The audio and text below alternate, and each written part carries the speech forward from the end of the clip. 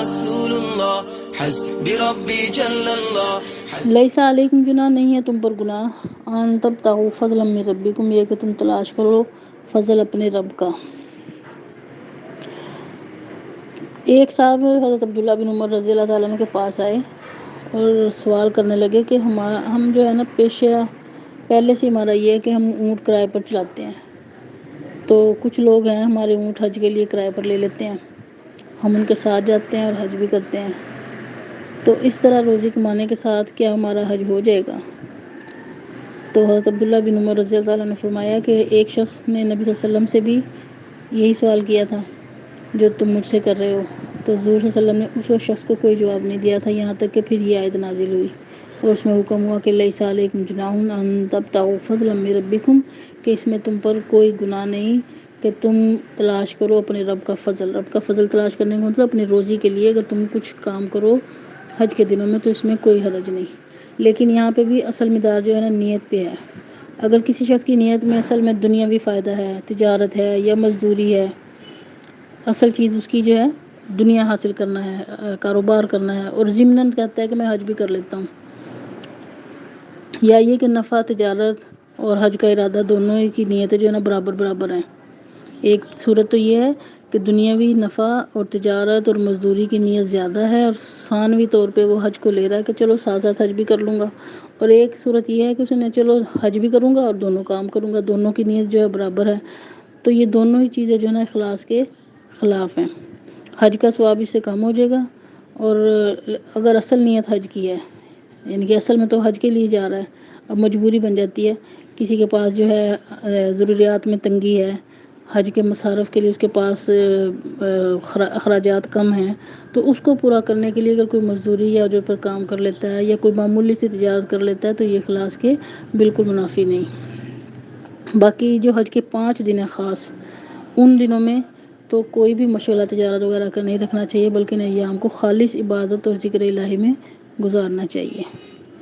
تو بات دوبارہ دہراؤں گی کہ یہ بات کہ تم پر گناہ نہیں کہ تم تلاش کرو فضل اپنے رب کا، یعنی کہ اپنے کاروبار وغیرہ کرو حج کے دنوں میں، اس میں کوئی گناہ نہیں۔ اس سے مراد یہ ہے کہ اگر کوئی بندہ نیت خالص اپنی حج ہی کی رکھے اور اسے ضمناً مجبوری کی وجہ سے کوئی اپنی ضروریات پوری کرنے کے لیے کوئی تنگی اخراجات کی تنگی کی وجہ سے اگر کوئی مزدوری یا جو پر کام کر لیتا ہے یا تجارت کر لیتا ہے تو اس میں کوئی حرج نہیں ہے۔ نیت زیادہ جو ہے حج ہی کی ہونی چاہیے، اور باقی جو حج کے خاص 5 دن ہیں تو ان کے اندر علماء کرام نے منع کیا ہے کہ ان کوئی مشغلہ تجارت کا نہ رکھے، بلکہ ان ایام کو تو صرف اللہ کی عبادت میں گزارا جائے۔ اور پھر یہاں پہ دیکھیں رزق کے لیے اور جگہ پہ بھی لفظ فضل کا آتا ہے کہ فضل من ربکم، پہ رب کا فضل تلاش کرو،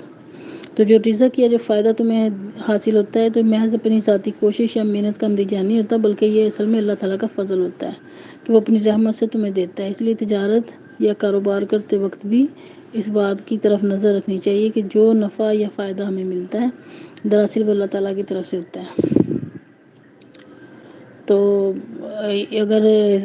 بغور اس چیز کا مشاہدہ کریں تو اس ہدایت پر عمل کرنے کے بعد جو تجارت تجارت کی مشغولیت جو ہے وہ بھی کتنی بڑی نیکی بن جاتی ہے کہ انسان جو ہے اپنے ضروریات کو پورا کرنے کے لیے اپنے ہاتھ ہلاتا ہے، کام کرتا ہے،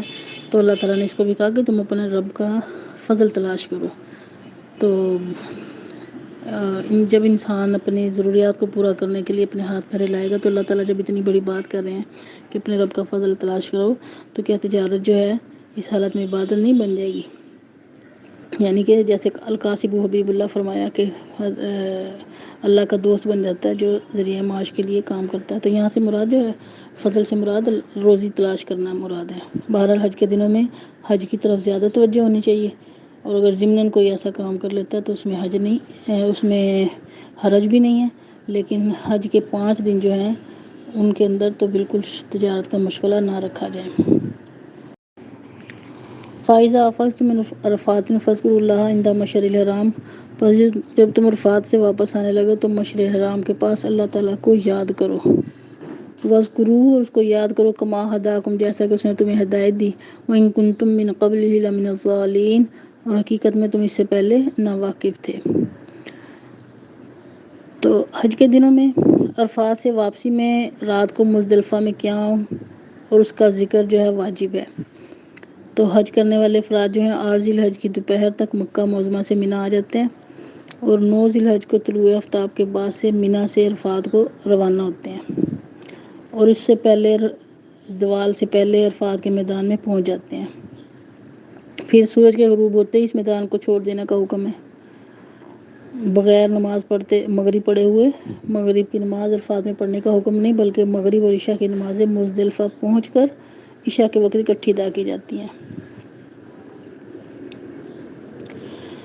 تو جس کا ذکر اس آیت میں ہے کہ مشر کے معنی عند مشعر الحرام کا مشر کے معنی اشعار اور علامت کے ہیں، اور حرام کے معنی بمعنی محترم اور مقدس کے۔ تو حجاج کے لیے جو یہ مزدلفہ کی رات ہے شب قدر کی رات سے کم افضل نہیں۔ صبح صادق کے بعد نماز فجر مزدلفہ میں ادا کر کے سورج کے طلوع ہونے کے قریب تمام حاجی منی کی واپسی کے لیے روانہ ہو جاتے ہیں۔ اور مزدلفہ میں اگرچہ اللہ تعالیٰ کو یاد کرنا جیسا کہ ساتھ میں ہے کہ ہر طرح کے ذکر کو شامل ہے، مگر خصوصی سے دونوں نمازیں یعنی مغرب اور عشاء کو ایک ساتھ ادا کرنا اس جگہ کی مخصوص عبادت ہے۔ تو فرمایا کہ جب تم عرفات سے واپس آنے لگو تو مشعر حرام کے پاس اللہ کو یاد کرو، یعنی اللہ کے ساتھ ذکر دوسرے تو کرنا ہی ہے، تو لیکن خصوصی ذکر جس کا دیا کہ عام روٹین میں انسان کو عادت ہوتی ہے نماز اپنے ٹائم پہ پڑھنے کی، تو حج میں جا کے بہت سی بھی پیچھے بھی ذکر ہوا، حرام اسی چیز کو کہتے ہیں کہ بہت سی حلال چیزیں بھی جو ہے نا وہ انسان کے لیے حلال نہیں رہتی ہیں، بیوی کے ساتھ تعلق رکھنا، اور جیسے ابھی دوسری باتیں بتائیں تھی کہ خوشبو لگانا اور میل دور کرنا، ناخن کاٹنا، تو اسی طریقے سے عام روٹین میں عادت ہوتی ہے نماز پڑھنے کی مغرب کے ٹائم پہ، تو لیکن یہاں پہ جو فرما دیا کہ مغرب اور عشاء کو اکٹھے پڑھنا، تو جو فاذکروا اللہ عند مشعر الحرام، تو اس سے خصوصیت کے ساتھ جو ہے نا دونوں نمازیں یعنی مغرب اور عشاء کو ایک ساتھ ادا کرنا اس جگہ کی خصوصی عبادت ہے۔ تو اسی کو فرمایا وَاذْكُرُوهُ كَمَا هَدَاكُمْ کہ اس کو ایسے یاد کرو جیسے اس نے تمہیں سکھایا، یعنی کہ عام روٹین میں تو عادت ہوتی ہے، طبیعت کا تقاضا یہ کہ مغرب کے ٹائم میں مغرب کی نماز پڑھیں، لیکن یہاں پہ اللہ تعالیٰ کے بتائے ہوئے طریقے کے مطابق ایک کام کرنے کی جس کی عادت ہے اس عادت سے ہٹ کر وَاذْكُرُوهُ كَمَا هَدَاكُمْ اس کو اس طرح یاد کرو جیسے کہ اس نے تمہیں سکھایا، تو یہاں پہ مغرب کی نماز کو مؤخر کر کے عشاء کی نماز کے وقت میں پڑھنا، تو اس جگہ کا یہی حکم ہے اور یہی پسند ہے کہ مغرب کی نماز کو مؤخر کیا جائے اور عشاء کو اس کے ساتھ پڑھا جائے۔ اور پھر فرمایا وَإِن كُنتُم مِّن قَبْلِهِ لَمِنَ الضَّالِّينَ، اور یہ کہ تم اس سے پہلے بالکل ہی ناواقف تھے، کہ اللہ تعالیٰ نے تمہیں باتیں بتائیں وحی کے ذریعے، نبی صلی اللہ علیہ وسلم کے ذریعے تمہیں طریقوں کو بتایا، اور اس سے پہلے تم ان چیزوں سے ناواقف تھے۔ ثم افیضوا من حیث افاض الناس، پھر تم لوٹو جہاں سے کہ لوٹتے ہیں لوگ، واستغفروا اللہ، اور اللہ کو یاد کرو، ان اللہ غفور الرحیم، بے شک اللہ تعالیٰ بخشنے والا اور مہربان ہے۔ فَإِذَا قَضَيْتُم مَنَاسِكَكُمْ، پس جب تم پورے کر لو حج کے اعمال، تو فاذکروا اللہ، تو اللہ کو یاد کرو، کذکرکم جیسے کہ تم تذکرہ کرتے ہو آباءکم اپنے باپ دادوں کا، او اشد ذکرہ یا اس سے بھی بڑھ کر۔ اسلام سے پہلے قریش بیت اللہ کے محافظ تھے اور مجاور تھے، اور ان کی ایک ممتاز حیثیت تھی، اور انہوں نے اپنی اس حیثیت کو ہر بات میں اپنی خصوصیت قائم کر رکھی تھی، اور حج کے دنوں میں بھی اپنی امتیازی شان کو قائم رکھتے ہوئے یہی کہا کرتے تھے کہ ہم لوگ جو ہیں بیت اللہ کے مجاور ہیں۔ تو عام لوگ جو تھے عرب تو حج کے ایام عرفات کو جاتے اور وہاں وقوف کر کے واپس آتے، لیکن قریش جو تھے راستے میں ہی مزدلفہ تک ہی رہتے اور مزدلفہ ہی میں ٹھہر کر وہیں سے مکہ واپس آ جاتے، اور یہ وجہ یہ بتاتے کہ ہم چونکہ بیت اللہ اور حرم کے مجاور ہیں اس لیے حدود حرم سے باہر جانا ہمارے لیے مناسب نہیں۔ تو مزدلفہ جو ہے حدود حرم کے اندر ہے اور میدان عرفات حدود حرم سے باہر ہے، تو اللہ تعالیٰ نے ان کے اس فرمان کو کہ ان کی غلط بات کی تردید کی اور حکم دیا کہ تم بھی وہیں جاؤ جہاں سے سب عام عرب جاتے ہیں، یعنی عرفات کے میدان میں، پھر وہاں سے واپس آؤ۔ تو اس میں عام انسانوں سے اپنے آپ کو ممتاز کر کے رکھنا خود ایک متکبرانہ فعل ہے جس سے ہمیشہ ہی پرہیز لازم ہے، پھر خصوصاً حج میں جہاں لباس احرام کی یکسانیت کے ذریعے اس کا سبق دیا جاتا ہے کہ انسان سب برابر ہیں، امیر غریب، بڑے چھوٹے، کالے گورے، اس دربار میں کوئی فرق نہیں رہتا، عبادت میں قومی امتیاز اور نسلی برتری کوئی بھی چیز اللہ کے یہاں وہاں پہ نہیں رہتی، بلکہ اللہ کی بندگی اور عبادت میں سب یکساں اور برابر ہیں۔ تو اسی چیز کو یہاں فرمایا عرب لوگ کے لوگوں کو کہ پھر تم بھی لوٹو جہاں سے کہ لوگ واپس لوٹتے ہیں، یعنی کہ تمہارا یہ کہنا کہ ہم مزدلفہ کے اندر حرم کے اندر ہی رہیں گے، باہر نہیں جائیں گے، تو اس چیز کو ان کا غلط عمل قرار دیا اور فرمایا کہ جہاں سے لوگ جیسے عرفات تک جاتے ہیں، تم لوگوں کے لیے بھی لازم ہے کہ عرفات تک جایا جائے اور اللہ تعالیٰ سے بخشش مانگتے رہو۔ ان اللہ غفور الرحیم، بے شک اللہ تعالیٰ بخشنے والا مہربان ہے۔ فَإِذَا قَضَيْتُمْ، پس جب تم حج کے اعمال کو پورا کر لو، قَضَيْتُمْ مَنَاسِكَكُمْ، پس جب تم پورے کر لو حج کے افعال مراسم، فَاذْكُرُوا اللَّهَ، تو یاد کرو اللہ کو، كَذِكْرِكُمْ، جیسے کہ تم یاد کرتے ہو آباءکم، اپنے باپ دادا کو، او اشد ذکرہ، یا اس سے بھی زیادہ ذکر کرنا۔ جاہلیت کے زمانے میں ایک یہ بھی رسم تھی کہ حج سے فارغ ہو کے منی میں جب جمع ہوتے تو لوگ اپنے باپ دادا کا ذکر زیادہ کرتے، قریش کے لوگ اپنا فضائل بیان کرتے، تو اللہ تعالیٰ نے اس بات کو، اس بیہودہ شغل کو ترک کرنے کا حکم دیا اور فرمایا کہ تم جب حج کے افعال پورے کر چکو تو اللہ تعالیٰ کو یاد کیا کرو جیسے کہ تم اپنے باپ دادا کو یاد کرتے، بلکہ اللہ کو اس سے بھی بڑھ چڑھ کے یاد کیا کرو۔ فَمِنَ النَّاسِ مَن يَقُولُ رَبَّنَا آتِنَا فِي الدُّنْيَا وَمَا لَهُ فِي الْآخِرَةِ مِنْ خَلَاقٍ، بس لوگوں میں سے بعض وہ ہے جو کہتا ہے کہ اے اللہ ہمیں دنیا میں عطا کر اور اس کے لیے آخرت میں کچھ حصہ نہیں۔ وَمِنْهُم مَن يَقُولُ، اور ان میں سے بعض وہ ہے جو کہتا ہے رَبَّنَا آتِنَا فِي الدُّنْيَا،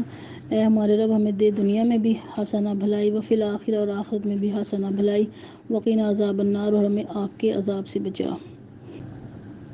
جاہلیت میں ایک لوگوں کی یہ بھی عادت تھی کہ وہ حج میں ذکر تو اللہ ہی کا کرتے تھے، اللہ تعالیٰ سے دعائیں بھی مانگتے تھے، لیکن آخرت کے قائل نہیں تھے،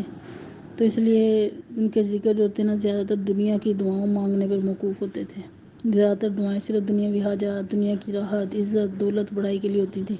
اور آخرت کی کوئی دعا نہیں ہوتی تھی۔ تو اسی چیز کو یہاں فرمایا کہ لوگوں میں سے بعض وہ جو ہیں جو اللہ سے یوں دعا مانگتے ہیں کہ اللہ تعالیٰ تو ہمیں دنیا میں دے اور آخرت میں ان کا کوئی حصہ نہیں، کہ وہ آخرت کے لیے دعائیں ہی نہیں کرتے۔ اور فرمایا کہ جن میں سے بعض وہ ہیں جو کہتے ہیں کہ اے ہمارے رب ہمیں دنیا میں بھلائی عطا فرما اور آخرت میں بھلائی عطا فرما اور ہمیں آگ کے عذاب سے بچا۔ تو ان کے بارے میں فرمایا اولئک لہم نصیب مما کسبوا واللہ سریع الحساب، تو وہ لوگ ہیں کہ ان کے لیے حصہ ہے اس میں سے جو انہوں نے کمایا اور اللہ جلد حساب دینے والا ہے۔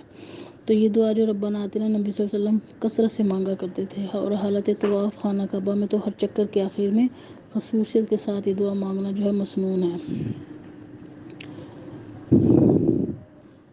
اللہ تعالیٰ ہم سب کو حج نصیب فرمائے اور حج کے ارکان اچھے طریقے سے ادا کرنے کی توفیق دے، اور اس کے اندر جو غلط باتیں ہیں، جو ان چیزوں سے منع کیا گیا ہے، ان سے ہمیں بچنے کی توفیق عطا فرمائے۔ وآخر دعوانا ان الحمد للہ رب العالمین۔